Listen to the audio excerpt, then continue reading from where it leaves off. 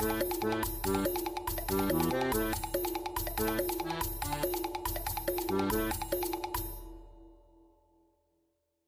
there, and welcome back in the year 2025 for the first DohMance Dawn of the year, and also episode 69. Nice. Yeah! I'm Luke, he, him, sometimes they, them, and I am joined by my lovely, wonderful, beautiful co-host who, God dang it, I had written it down on a keep note, and then I remembered, oh, I closed all the keep notes because I had the bits done. Yes, my lovely, wonderful, beautiful co-host who makes the world taste good, Janine. Wow, okay. I guess that is a thing that can be attributed to me. Uh-huh. Hello, my name is Janine Juliet. My pronouns are she, they, and I do not have a third thing to say. And Luke, we have a guest today. We do. Welcome to our first guest of the year, and also our guest for episode 69, Vexx. No pressure. Hi, I'm Vexx. I'm a cartoonist. I make some weird niche art. I'm the noir gal at most places. I like to think I make the world tastier in certain aspects. I mean, I really love the imaginary toys that you've done for the Dark Universe. Like, those illustrations are amazingly well thought out and well illustrated, and yeah. Thank you. Yes, Luke knows me from the Discord, the Are You Afraid of the Dark Universe Discord, where I make fake action figures for movies that don't exist. Mm-hmm. That's my new thing that makes zero money. The world doesn't pay enough money to people who want to make good things, and instead people who dismantle good things somehow get money. They should be the ones in horny jail. But before we get to that, what is your experience with The Simpsons? I grew up with The Simpsons. I feel like I've seen every episode up to a point where like everyone vaguely agrees that it's not good anymore. Probably like early 2000s. There's contention on there. Usually, like between the seasons 9 through 12 is when people kind of declare The Simpsons stopped being good. Interesting. I assume that everyone assumes it stops being good when they stop watching it. Personally, I'd argue that, but on the other hand, my friend and co-host and previous guest Devin still watches The Simpsons and still defends it in a way that I appreciate the fact that he will be able to come on for another episode of the show and just know plenty of Simpsons characters. sure. And what did he know about One Piece before this? I've known about One Piece. Mm-hmm. It's one of those animes that's like, yeah, that's an anime, but I don't want to get into it because it's 1,000 episodes. The nice thing is, though, you don't have to watch all 1,000 episodes. There's nobody who comes to the house and say, "Oh, you've only watched 786. We're going to send you to not watching One Piece jail." Mm. Go ahead. It's not really a show like The Simpsons where it's just like you can pick up wherever and it's the same kind of show. It does have a narrative arc. Yeah. Where if you start at a certain point, you will probably be confused. I think that is, yeah, that's definitely a valid point. But I mean, the other thing is, we brought you on at the start of an arc. We brought other guests on the start of an arc to get them to be like, "Hey, do you want to go further in on this, or are you just going to drop it here?" And we've had people who never wanted to return, and a few people who have gotten very into it and ended up cosplaying it. So that's nice. Yeah. So I think there's good arcs and bad arcs. Interesting. Yes. Well, all right. For episode 69, Nice. Nice. we are going to be covering episodes that ran between October 18th and December 6th of the year 2009, which is only one episode of The Simpsons, Treehouse of Horror 20, which is the last Treehouse of Horror that I remember turning on just because it was a Treehouse of Horror. And then it was kind of like, oh, I didn't necessarily enjoy this one enough. We Yeah. get an opening bit with the classic monsters and then their classic monster wives appearing and kind of attacking them for trying to hook up with ladies, which I think they would have done fine at the Simpsons party if those monsters had not dressed up as other characters. We did not need Iron Man Dracula. But just like looking at the character names, each one of them is a very good phrase to say. So I'm glad they did it. Mm-hmm. And we finally have access to the Wolfman, and not just Wolfman Ned Flanders or Wolf Guy Jack. So that is a win. The first segment is Dial M for Murder, where Lisa is sent to detention for snapping at Mrs. Hoover, and so Bart offers to do a revenge swap, which she accepts. Lisa Ding Dong ditches Edna Krabappel while Bart kills Mrs. Hoover. Bart then demands that Lisa kills Edna, or he will blame her for killing Skinner. And instead, Lisa tries to kill Bart in a Hitchcock-inspired chase. Bart says that if she kills him, they'd be the same, but then she accidentally kills him, and then Edna congratulates her, and they walk off. Sisters are doing it for themselves. I appreciate when The Simpsons will try and do fun things, like the Hitchcock chase is a good bit. Yeah, this has very good style, but also because I just like the Hitchcock style of like black and white and very good music and dramatic camera angles. But like this episode altogether felt like it was very clever, but not necessarily funny. Mm-hmm. And also, this is Strangers on a Train, and part of the thing of Strangers on a Train is that it's two people who meet on a train. They're strangers, and they swap murders because they're not going to get pinned for the other murder because they're not connected to it. But Bart and Lisa are brother and sister. That doesn't quite work. Yeah. Just No, I think that's a valid criticism. Janine, any comments?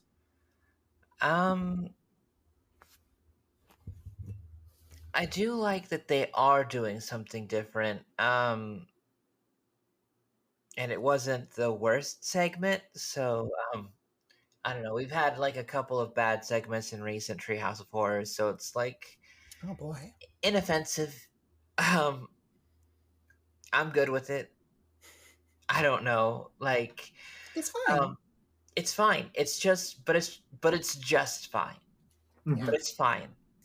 Yeah, it has a memorable part for it, which is the chase. But like, other than that, there's not too much. But they tried something different. They did. The second one is Don't Have a Cow, Mankind, where Krusty Burger makes a new cattle-fed burger that turns people into munchers. And then 28 days later, nudge, nudge, wink, wink, say no more, say no more. Bart goes after a Krusty Burger, but turns out to be immune to the virus zombie thing. So the family has to get him outside of town to the safe zone. Apu works to get them out in his battle car, but they end up leaving him behind along the way. And then the car runs out of gas. Homer gets bit, but in the end, they reach the safe zone and put Bart into the food supply, which doesn't really make a satisfying ending because the whole thing was it doesn't cure the munchers. And if they keep having to eat the soup where Bart is in it, the boy soup, the brother soup, we're bringing that back in 2025, Janine. No.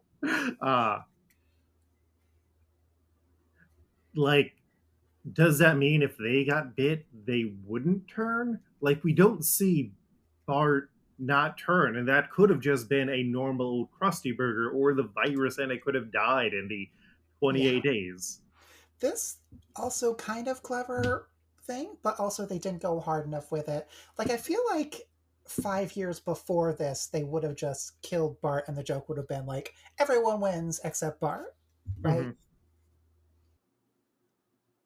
Yeah, kind of like all the zombies eat him and then they get cured, or Yeah. Mhm. There were some very good zombie jokes in here, though. The zombie window guys with the "we need windows too" is pretty good. I mean, all those windows are destroyed in the town. That's very true. Mm-hmm. Let's pour one out for the zombie window movers.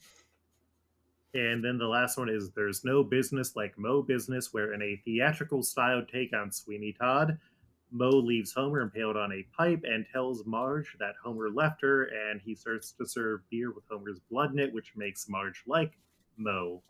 Mo then doubles down with a fake letter saying that Homer is now gay with a musical number that's just cringe and bad to Bad. make Marge think that Homer left. But then Marge's tears bring Homer back to life, and he stops Mo, and then he and Marge celebrate with a drink. It's almost a decent bit, but like they it needed something else. I don't know what. I enjoy meta stuff, so I enjoyed that they were actually like showing that they're performing this play, and it's not just the thing. And they also like made a bunch of songs that run for a minute each for it, but it's not that good. Yeah. And it's not very Sweeney Todd. It's not as gory or dramatic as Sweeney Todd, and they could have gone further with it. Mm-hmm.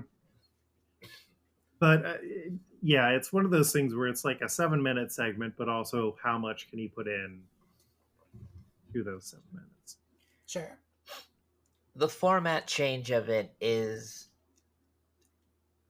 such an exciting novelty for me, a former theater kid, that I forgive it for a lot of its shortcomings, just on face value alone.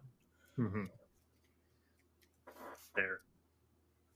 All right, and new characters that we can use include Countess Dracula, the She-Wolf, Master Chief Jimbo, SpongeBob Frankenstein, Skinner Waldo, Cowgirl Selma, Hubert Wong, who is going to start becoming a recurring character now, and his name is a reference to Futurama. And interesting. And Phantom of the Opera Barney, among any others. Oh, I also forgot to mention Sexy Cat Marge. Hell yeah! Wife. All right. And now we are going to cover episodes 422 through 425 of One Piece. These titles include A Life-Threatening Break-In, The Underwater Prison Impel Down, Reunion in Hell, The User of the Bara Bara no Mi, Breakthrough Crimson Hell, Buggy's Great Uproar Plan, The Prison's Strongest Man, Poison Man Magellan appears. Hold your breath and count to 3. Come with me, and you'll be in a world of marine incarceration. There's no hope, and your rope has reached its own discontinuation. You will see, you can't flee from this place without evacuation, for you had to defy the world government's ordinations. It's very clever. Yeah, I worked on the bit from last week and then did not get to recording until 20 minutes before the show. Perfect. Thank you.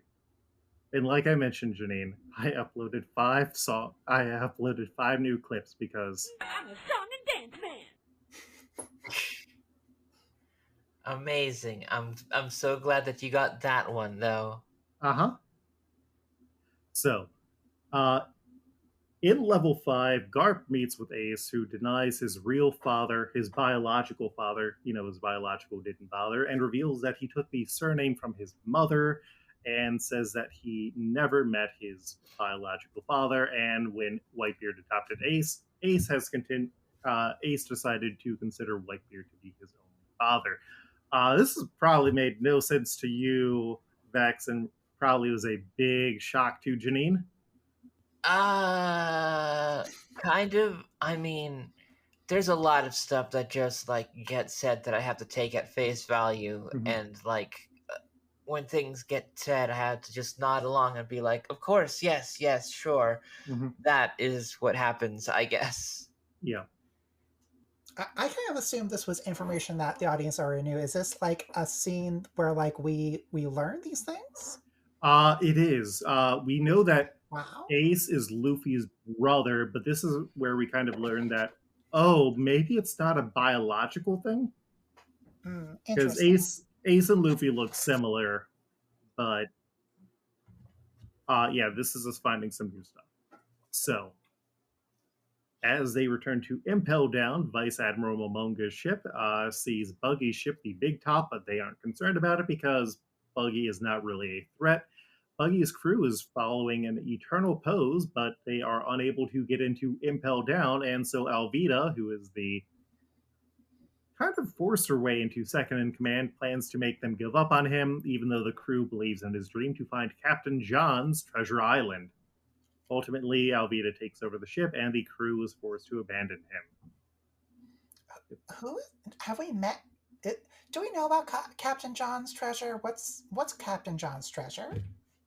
This is something that we have seen Buggy looking for in the past.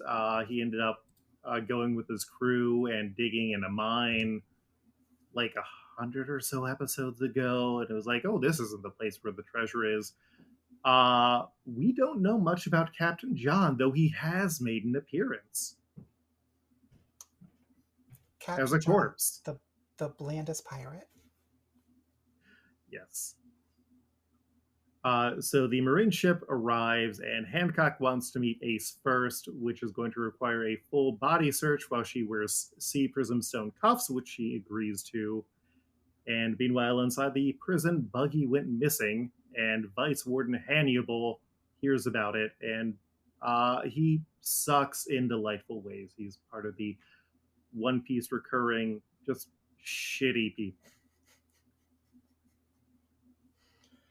Just an endearing, I can't tell if he's doing things as a bit or if he just doesn't understand how to speak properly. Both. I think it's kind of like theater where you can have an actor say what they're thinking, and it only is sometimes mentioned that other people can hear that. Meanwhile, down on level 5, Ace, Jinbei, the warlord, and Crocodile are there waiting for the 33 hours till Ace's execution. Hey, Janine, did you expect to see Crocodile back? I didn't, but I am delighted for it. Crocodile and Jinbei are two of the warlords. Boa Hancock is another one. Any questions about that, Vex? I don't know who these people are. I looked at the list for Jinbei, and I was like, I don't remember seeing that, so I had to rewatch a couple of the episodes, and he like only briefly is mentioned here, right? So I didn't really get a good read on him. That's completely fair. We're going to be finding more out about him. Crocodile was a old enemy who tried to spark a civil war so he could take over a country and get a weapon of mass destruction. Oh, bad Crocodile. And Hancock is meanwhile brought in to be searched. She quickly uses her powers to turn the transponder snails and Domino, the jailer who was checking on her, into stone. That way Luffy is able to come out, and Luffy thanks her for helping to get into the prison and uses her actual name. So, is she a Medusa? She has the power of, I want to say it's it's not the stones, the love fruit. So I was just anyone, about to ask if it was a fucking fruit that she ate. yeah. Though she and her sisters are called the Gorgon sisters because they have the mark of Medusa, which rumoredly will turn anyone who sees it into stone, but it's actually part of a bigger thing. But her two sisters turn into snake women. Okay, I'm down for that. Mhm. Yeah. Also, how old is Luffy at this point? He's 19. It is a problematic gap, but Luffy is pretty much asexual, so it's sort of a joke that he has no interest in a woman who everyone else is concerningly horny for. Yeah, this woman is so down for that gum dick. I don't really understand what she sees in it, but okay. It's kind of, he is the one man who has been able to resist her advances, and he is a noble spirit, and he has no flaws. She only sees the good parts of him, and would love nothing more than to be able to feed him meat forever. Of course, this 19-year-old child. Mm-hmm. Sure.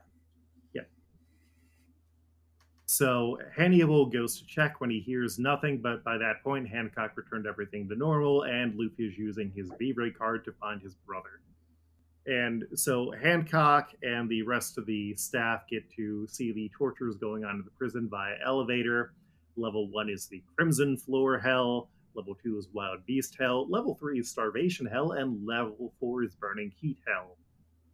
Buggy, meanwhile, gets caught on the screen, and the first floor is locked down as the Blugori'd are sent after him, along with the guards, who accidentally also let Luffy come into level 1.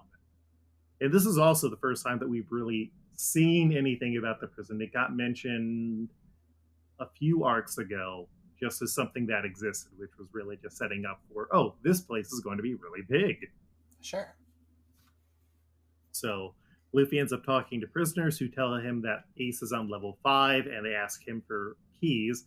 That's when Buggy runs into Luffy, and they start fighting as they run from the Blugori'd. Buggy decides to work with Luffy, and they attack the Blugori'd, with Luffy defeating most of them.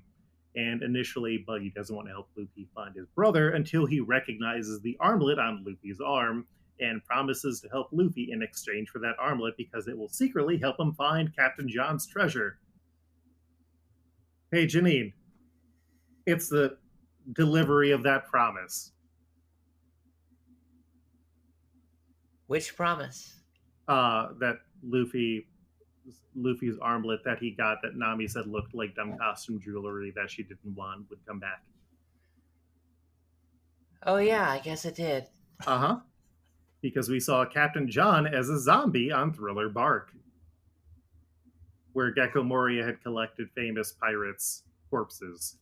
Oh my god. A zombie army. It all comes together. Sure. Mm-hmm. I'll take your word for it. Yep. And so they head towards level 2, first on the path to level 5, though there's presumably a secret 6th level to the prison where Ace might be, but Buggy only promises to get him to level 4, and that's when Luffy gives Buggy the treasure, trusting him. And oh, hey, look, what are these Blugori'd doing? Impel, dimple, impel down. You've reached the first floor, you're underground. Impel, dimple, impel do. Here is the first punishment for you. There is a forest made of blades. You'll be cut to ribbon and tied into shades. It is stained red with your own blood. I guess you'll regret your crimes, buds. I don't like the look of that. Impel, dimple, impel down. It won't go better when you go down. Impel, dimple, impel do. You should be jailers like the Blugori'd do. I would have liked this show more if there was more singing. Oh yeah, like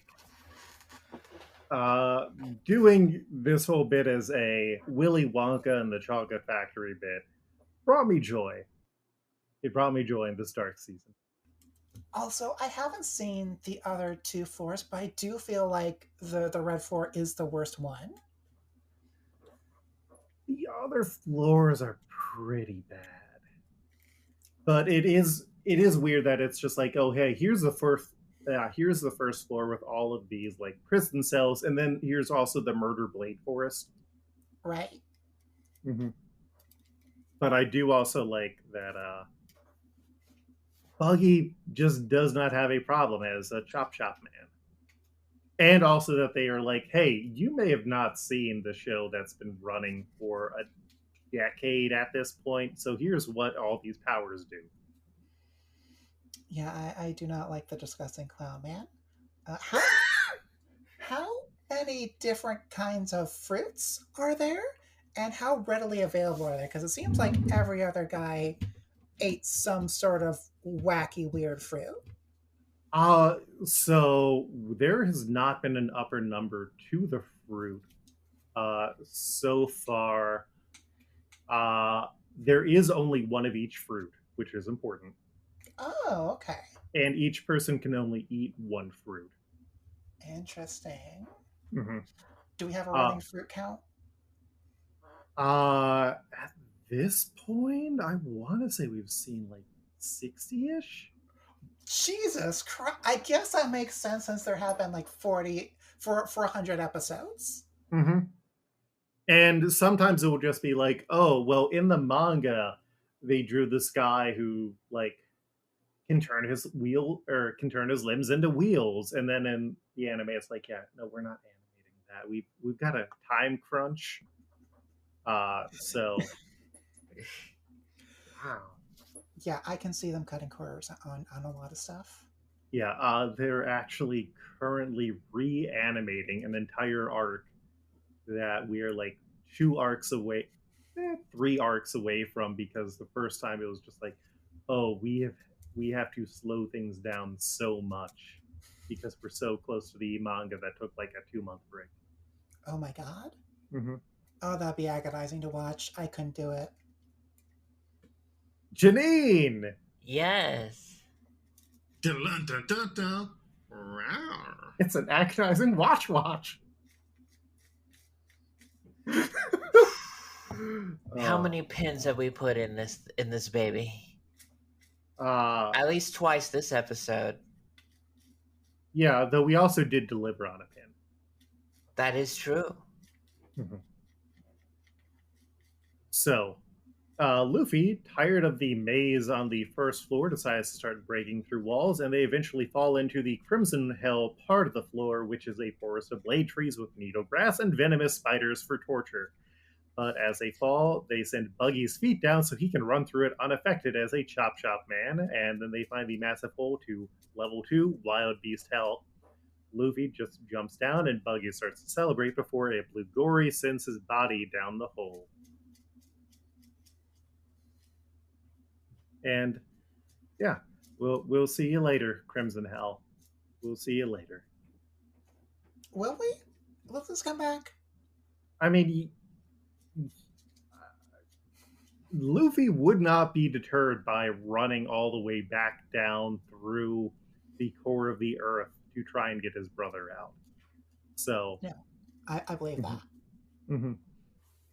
He also probably does not understand geology. Oh, and hey, look, the Blugori'd are back. Dimple, dimple, imply down. Oh my You're God. on the second floor with a young clown. Dimple, dimple, imply do. Wild beasts are now after you. There is a mantis that really can punch. And the basilisk will eat you for lunch. You'll be really fucked, and it isn't a lie. I bet like cheeky you'd love to fly. Dimple, dimple, imply down. There's no way back to your hometown. Dimple, dimple, imply do. And this level's got viewers for you. You just got Blugori'd, bitch. Thank you. So in level 2, Luffy grabs Buggy's head, forcing him to follow along, and they start getting chased by the monsters in the prison, including a tiny super hippo, a monster mantis, and the basilisk. As the guards identify Luffy in the prison, Luffy knocks the basilisk through the wall and into the guard room with a third gear attack. And yeah, it's just like, hey, here's some weird monsters that are somehow allowed to be jailers. Yeah, I do enjoy all the monster designs on this floor. I like the mantis that didn't really do anything, and the tiny hippo, good, and the chicken lizard, the big chicken lizard, good shit. Yeah, like Oda generally has fun doing weird designs on things. This is just horny jail with monsters. I guess it would be horny jail because this anime is entirely horny. There would only be horny jail. It is. And that is when we meet Warden Magellan, who spends most of the time in the prison either sleeping or shitting because he is a poison man and he only eats poison. Big mood. Uh-huh. Spending 10 hours in the bathroom, big mood, relatable. He's a white man who just posts about how much Chipotle destroys his insides because he is weak. And he produces venomous diarrhea.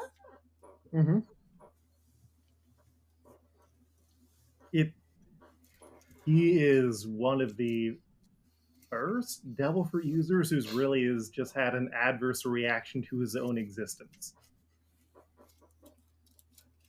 He doesn't seem very happy about it. No. I mean, he's also a warden of a jail, of a super jail, but not a... Well, I guess it's a kind of gay super jail, like in the show Super Jail, but no one remembers Super Jail. I do, unfortunately. I do? I mean, it seems like the warden's troubles would clear up if he stopped eating poison foods, but he loves them so much, and I do admire his commitment to the bit.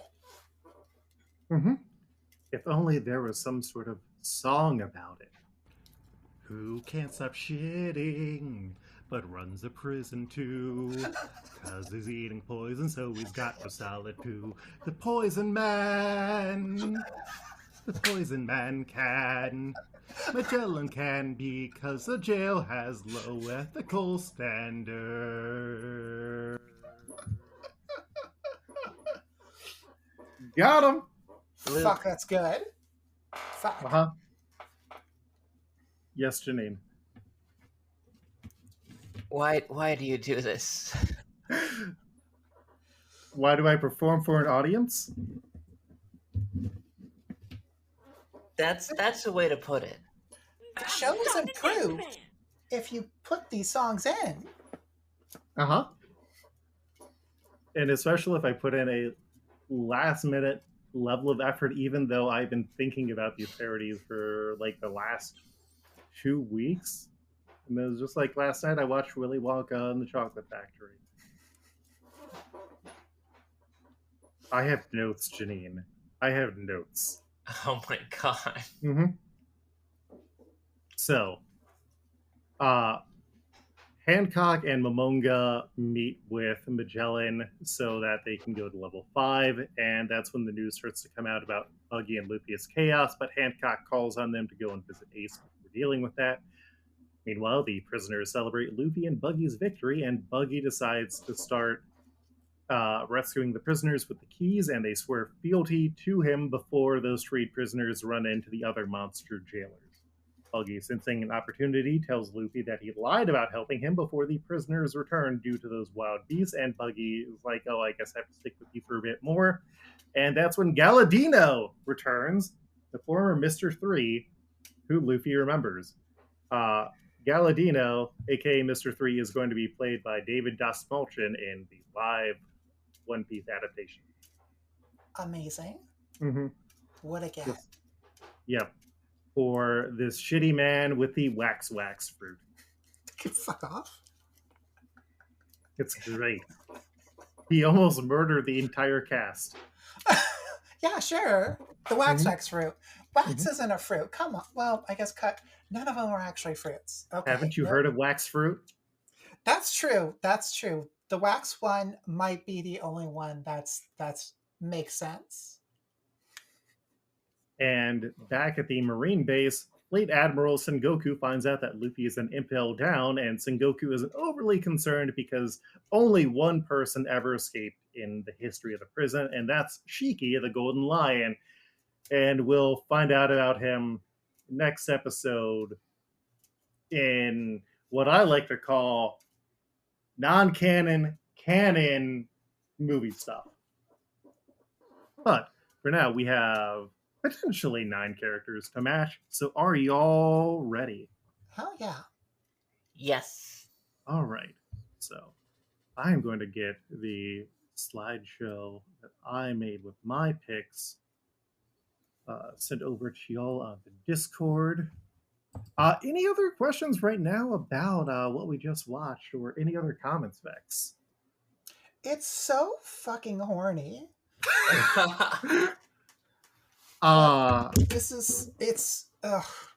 It's just so horny from top to bottom. Mm-hmm. And I imagine these episodes are especially horny just because there are girl characters in them.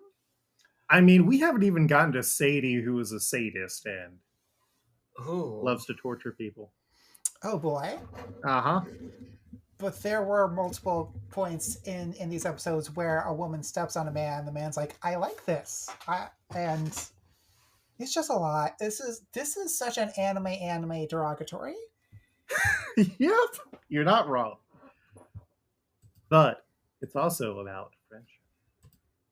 All right, so up first, we have Hankuta Dakian, whose name is a Japanese pun for just ate bread, and his English translated name is Justy Tin Bread. Because, sure. I mean, I think there is an art to making similar puns. And so, shout out. My Rodrigo Styles are the characters who we just pulled in from episodes that we watched for this episode. Is Phantom of the Opera Barney. I don't really have a good reason. It was just, this kind of fits. My throwback is Goatee Inmate. And then I also have the Ship of Lost Souls bride who did murder a man with bread.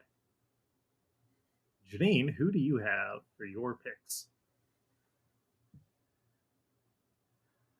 I have for my Rodrigo Hubert Wong. Mm-hmm. Because I was actually expecting Hubert Wong to be a smaller character, I guess. Mm-hmm. And my throwback pick is Gordon from Treehouse of Horror 2. What do you want him to do about it? He's a baker now. I'm not remembering Gordon. I also don't remember Gordon. It's been forever since I've seen, I think, that Treehouse of Horror. Oh, Gordon is one of the people when Kang and Kodos take over the Earth. Okay, yeah, I had forgotten that bit in the Monkey's Paw segment. The very one. Okay, that is a good poll. Vexx, who do you have? So I assume this is kind of a one-off character that doesn't come back. Yeah. So I didn't have many. I had Caveman Disco Stew, Mm-hmm. Blues Brothers Lenny or Carl, or Mm-hmm. Joker Kearney. Do you have a strong pick for one of those choices? I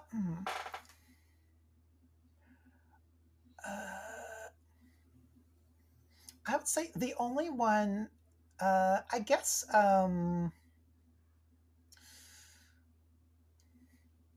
Caveman Disco Stew would be very funny, so I'll go with that. Fair. Janine, I think that Gordon is a really good poll. Do you want to go with Gordon? I'm willing to go with Gordon. Vexx, are you good with Gordon? I have no idea what that is, but I'm down, because this is also a nameless character who I had to rewatch to be like, who was this guy on the list? Fair. Up next, we had Minotauru, who is a Minotaur. We mostly see him in shadows at this point, if I remember correctly. He is one of the four monster jailers. We're going to find out more about them. He shows what happens if you have a Zoan type devil fruit and kind of lose yourself. Janine, who do you have for Minotauru? Well, first and foremost, I have SpongeBob Frankenstein. Mm-hmm. Very similar vibes I felt.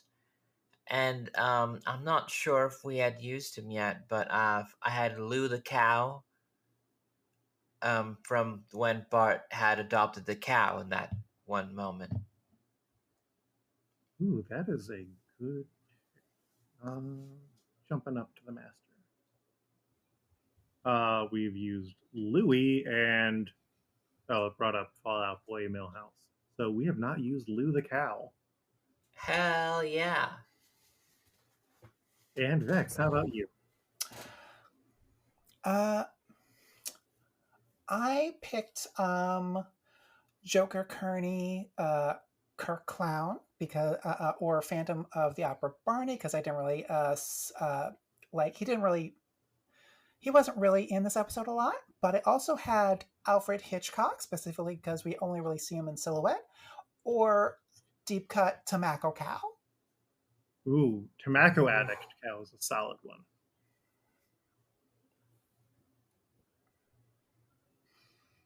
My Rodrigo style was the Wolfman. My throwback was Baal, the god, and then I also put on Professor Werner von Braun.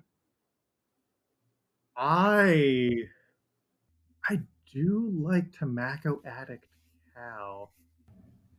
I also like Tobacco Addict cow. Cow themed, crazy. You know, it fits the energy, I feel like. Yep. All right. And then we have Vice Warden Hannibal. And Vexx, who do you have for Vice Warden Hannibal? Well, first I thought Skinner Waldo, just because of, like, I could imagine Skinner doing that kind of half joke, half mentioning it, but not really, like, meaning to mention it. Mm-hmm. Jack Sparrow Mummy, just because of the Egyptian theme. Mm-hmm. Or Krusty. I didn't see you had Krusty on the feature, or just like an errant Krusty, because he also had that gag of like saying the quiet part loud and loud part quiet. Ooh. We have still not used main Krusty, but I'm not sure I'd want to use him for Hannibal. My Rodrigo style was SpongeBob Frankenstein, just because something about the colors and the vibe reads Hannibal. I also have Egyptian Lou from, I believe it was Simpsons. It's from when Ned is making the Bible movies. And then I also have Zootroy, who is not only the put it in H guy, but who had also been a person who Homer blamed all of his failings on at work, but then got promoted above him. And I think that's big Hannibal energy. Yeah. Janine, who do you have? I have Harry Potter Wolfman. Great sentence. And then I have Mo. Just regular Mo Sislak. This guy just kind of feels like he's just the perfect amount of creep. He does have Sislak energy. He does. I've been thinking of another character for Mo who we are a couple hundred episodes away from. Is there like a Mo variant, like a monster-ish Mo that we've seen in another Treehouse of Horror? Have we used the mutant Mo? Let me double check. Mo. We've used Uncle Mo, Mo Zip, Kid Mo, Boxer, Emperor of Springfield Mo, and the Mo Dog. You've used a lot of Mo's. I mean, he's a good type. That doesn't speak well to the characters in this anime, I gotta say. I mean, one of them we just needed an ugly dog. Well, technically a penguin dog zombie. Sure, of course. Mm-hmm. I mean, I want to push a bit for Egyptian Lou because Hannibal does have inexplicable Egyptian vibes that is either just how he looks or just how he dresses. And Lou is the officer most likely to go up against Wiggum. Mm-hmm. He is strangely Egyptian themed. Mm-hmm. Am I getting any movement? Terrible. Thank you.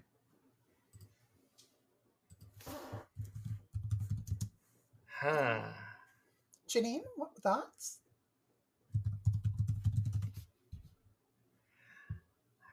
I do like it visually.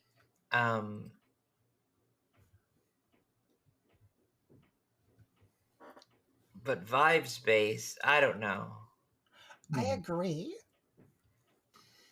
I feel like Lou, he is a cop. Mm-hmm. So that makes sense. But I do feel like he doesn't have quite the bastard energy we're looking for. Fair. All right. Well, I mean, are you both going to push for Mo?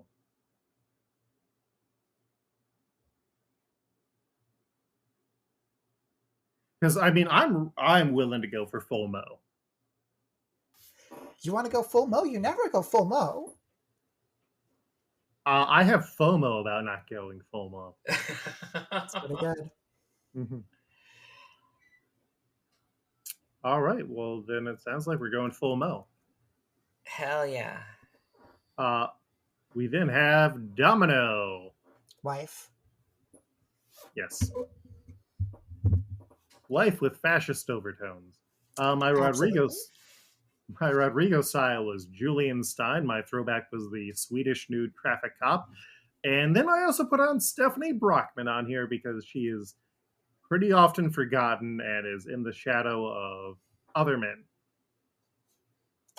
I don't know if I've ever seen Stephanie Brockman, but that does sound like a good pull. She's also blonde. Janine, how about you?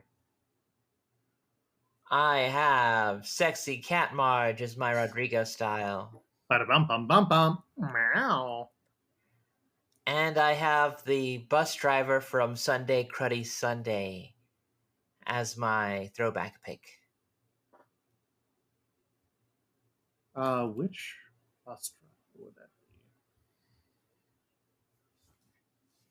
She's like the only female bus driver in that one. She drives the bus to everybody who's, to their dismay, a woman, and they just wanted to kind of like just be guys.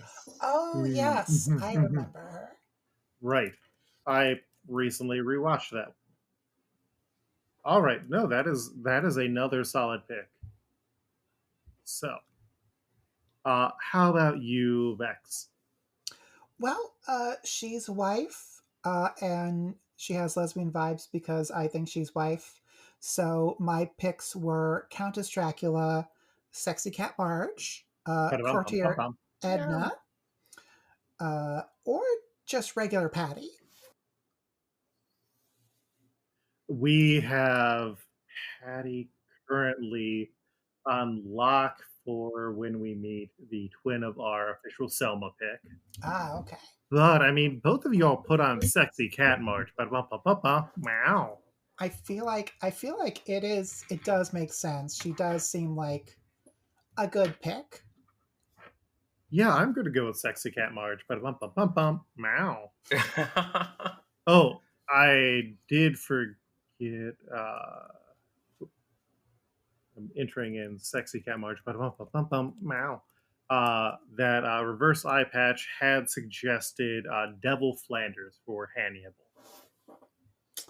Devil Flanders is pretty good visually. Well, honestly, I kind of see more of a Minotaurus visually. Mm-hmm. We then have Jinbei, and I think we still don't have enough about Jinbei yet. All right, so But, do you want to push Jinbei back? yeah, just for those of you playing at home, I did add Zombie Fightin' Hibbert as my Rodrigo style for this episode. So, For mine, I picked SpongeBob Frankenstein Hubert Wong because he seems like a one-off character, but I know he comes back. Or Arsenio Hall. solid picks. Yeah, Jinbei is going to be very big, and we kind of got to know more about him. So, up next we have Jean Goen, which is a pun since Goen means fate, and his name translated is Des Tinney,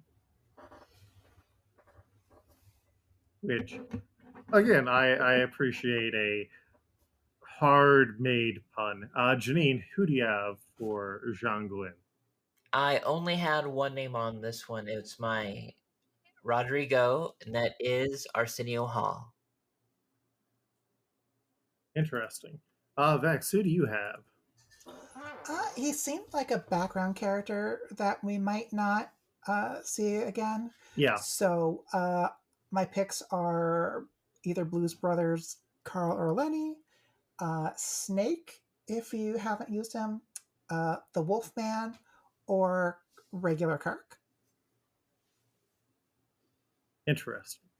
My Rodrigo style was the Eiffel Tower Man, because Jean Goen kind of sounds French. My throwback was Teen Millhouse, who is Lisa's destiny, and she hates it. And then I also had the guy who eats people and steals their faces, from the one where Sideshow Bob steals the nuclear bomb at the air show.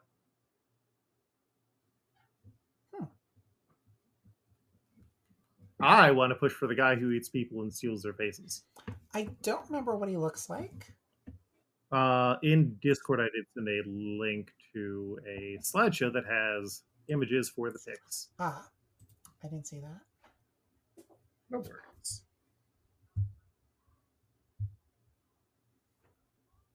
The joke is that he looks like a very normal man. That's true. He does look like a normal man. Mm-hmm. I'm good for the guy that kills people and steals their faces. All right. I got one on the board of this episode. We then had Basilisk, aka Basil Elks, if you're from the Marvel universe. Vex, who do you have for the Basilisk?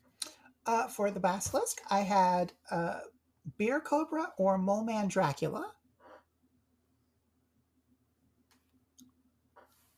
My Rodrigo pick was also Beer Cobra. My throwback was Dragon Monty-Mord, and then I also had the Dirt Riding Dunk Master, which I'm not sure why, but I made these choices like last weekend before Christmas. So, Janine, who do you have? I also had Beer Cobra. It's my Rodrigo pick, and I did not have another pick. Beer Cobra, Beer Cobra, Beer Cobra, Beer Cobra.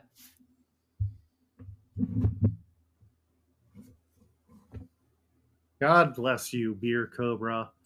All right, we then have Magellan, the man so nice he shits himself constantly. Who do you have for Magellan, Vex? He had like big Judge Snyder energy. So I had Judge Snyder, but I also have Astronaut Hibbert's Phantom of the Opera Barney or Superintendent Chalmers. Like if we were going with what do you call it? Skinner for Hannibal. Interesting. My Rodrigo pick is the museum security guard who gets killed by the mummy. My throwback is the warden who has appeared a few times, but mostly is in the one where Marge brings in Jack Crowley, the prison painter. And then also, here's a wild pick, Chief Wiggum, because who else farts around on the job most of the time, is cruel, and is ineptly wields his power and is also a big name. I think Wiggum Magellan could be a good pick here. Janine, who do you have? I have for my Rodrigo style Iron Man Dracula. Mm-hmm. I just think the combination of both of those things are very terrible and kind of fit the same kind of vibe. Mm-hmm. And for my second pick, it is going to be the Warden, the very same one that you're talking about. Hell yeah. Oh, heck. I mean, we aren't going to have a lot of wardens in the show. He is quite literally a warden. Uh-huh. I mean, that's how you win the game. Sometimes it's you pick the thing that it is actually at. Oh, and what's this? Reverse eye patch also suggested giant inflatable Satan head as the warden, which I don't think works. I don't see that as the energy. That doesn't feel very Magellan to me. Yeah. But I do enjoy that as just a phrase. Mm-hmm. Who doesn't love the giant inflatable Satan head? Thank you, Spinal Tap.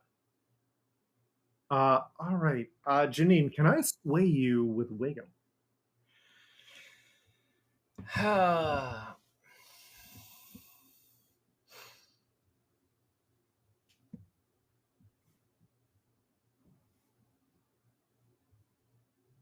I think I want to Uterpile at least base Oh, no. Wiggum. Yeah, that's completely fair. We had initially used Wiggum back in episode 1, and then I used a recall on him in episode 50. So I am good with that. So it sounds like we're doing the Warden then? That makes sense. Yes. All right. And then last, we have Anzengaina, who is another pun. And there we go. I have too many windows and too many tabs. His name is a pun on safety is good, and his translated name is rather be safer.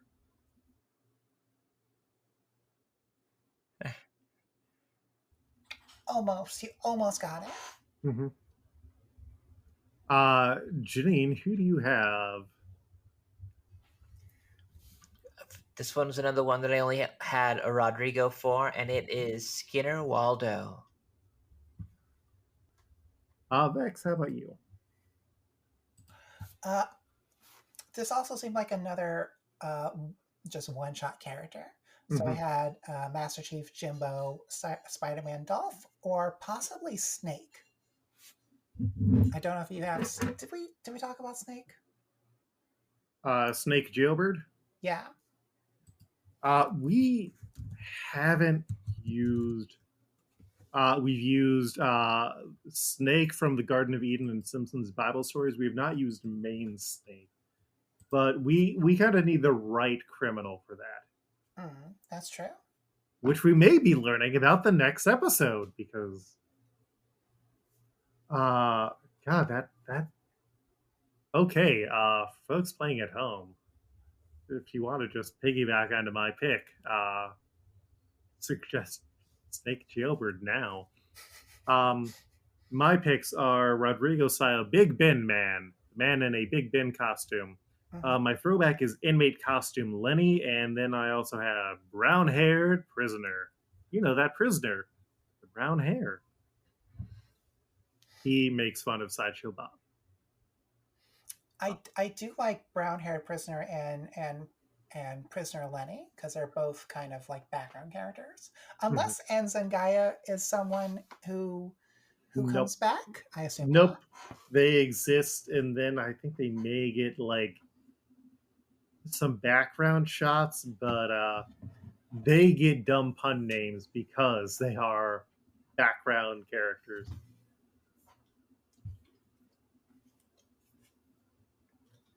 But if you were wondering when his birthday is, it's January 31st.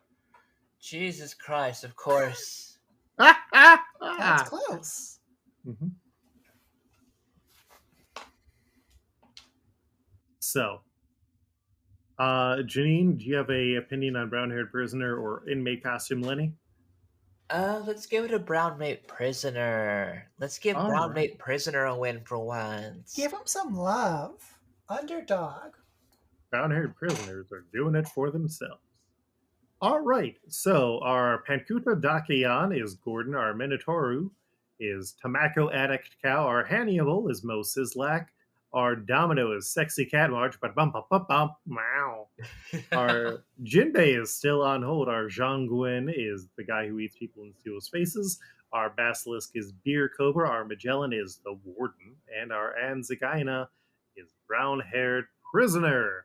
Hey, we got through it. We did it. Yes. So, Vexx, has this gotten you to say, maybe I'll give One Piece some more time? No, absolutely not. The thing is that it's Uh-huh. such an anime, Mhm. and the thing that really gets me is Mhm. that, like, I've always been wondering how have they been able to do 1,000 episodes? How have they been able to keep it going? And barely anything happens in an episode. Like, I feel like these 4 episodes could just be an episode or 2 episodes. That is fair. There are a few people who have like tracked how many chapters get adapted per episode, and Yeah. like early on, it's like 4 to an episode, and at one point it drops like 1.7. Jesus Christ. No. Yeah. If I was watching this religiously and I was tuning in to see what my good pal and buddy Luffy, the pirate, was getting up to, Mhm. and this episode was just like he's just hanging on to a woman this entire episode, I'd be very annoyed. Mm-hmm. No, I that is definitely a fair criticism. It's partially why not only are they reanimating an arc, they are also doing a full new adaptation from the beginning of the show because it hit 25 years. I think it's hitting 25 years of the Wow. anime this year. And so that means that kids who are growing up are going to see the anime at like some of its worst slowdowns, and they kind of said, yeah, no, we want people to keep enjoying this, so let's make better ways for it to get in. There are movies, though, that are pretty much standalone, and we're going to be getting to the first of those movies that we're going to be covering because it's the first one that has episodes that tie into it next week or next episode. Yeah, it seems like a fine story. It's like a fine anime. I enjoy the characters. I enjoy Luffy as a character. Mm-hmm. I'm sure the manga is probably better. Oh yeah, if you want to give it a try, the Shonen Jump app is like $6 a month, and you get 100 chapters a day, and it's great. No, it's not too bad. Oh. All right, well, Vexx, thank you for being on. Where can people find you online? Well, you can find me on Blue Sky at The Noir Gal. I have a webcomic, Rickety Rat Toon PI, which I'll hopefully be starting back up in January. I have a Patreon at patreon.com/The Noir Gal. I sell comics and I have open commissions. You can find more stuff at thenoirgal.com. Mm-hmm. Ooh, here's a question. If you're going to make a action figure based on any of the characters or scenes in this, what would you do? Ooh, that's a good question. When I look at my list of characters here, it would be a Magellan figure who comes with a toilet playset, and he makes toilet sounds, and you flip a thing on his back to do the toilet sounds, but also to like do the toxic breath thing. And maybe he like also has spikes that shoot out. That seems like a toyetic thing. Oh, we're going to get to see his powers, and it's a poison hydra. Okay, yeah, I'm down with that. So like multiple heads or something, big snaky things. Yeah. Yeah. And you know the only thing that can counter poison. What's the only thing that encounters poison? Is it friendship? It's the Dun, dun, dun, dun. Rawr. the only thing that can counter poison. Watch. Oh my god. Okay. Sure. Uh-huh. All right. Janine, where can you be found? You can find me on Blue Sky at janinejuliet.bisky.social. And also Instagram, Janine is dope. I might be thinking about like looking at other places too. I don't know. It's been a while. And I don't have any idea about like what is like co-host is gone now. Did y'all hear that? Yeah, No. we're up to a real one. I really liked co-host, but yeah.